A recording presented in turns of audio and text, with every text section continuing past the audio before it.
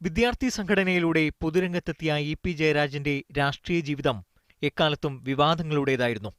ഡിവൈഎഫ്ഐയുടെ പ്രഥമ ദേശീയ പ്രസിഡന്റായ ജയരാജൻ 1995-ൽ CPM കണ്ണൂർ ജില്ലാ സെക്രട്ടറിയായി. 1995-ൽ വധശ്രമത്തിൽ നിന്ന് തലനാരിഴയ്ക്ക് രക്ഷപ്പെട്ട് അത്ഭുതകരമായാണ് ജീവിതത്തിലേക്ക് തിരിച്ചുവന്നത്. പിന്നീട് CPMലെ കണ്ണൂർ ലോബിയുടെ ശക്തനായ വക്താവായി മാറി.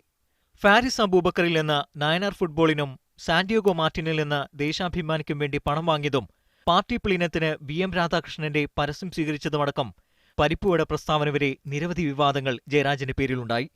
അപ്പോഴെല്ലാം പിണറായി വിജയനും കണ്ണൂർ ലോബിയും സംരക്ഷിച്ചു. ഈ വിശ്വാസം തന്നെയാണ് പിണറായി മന്ത്രിസഭയിലെ രണ്ടാമനാക്കിയതും.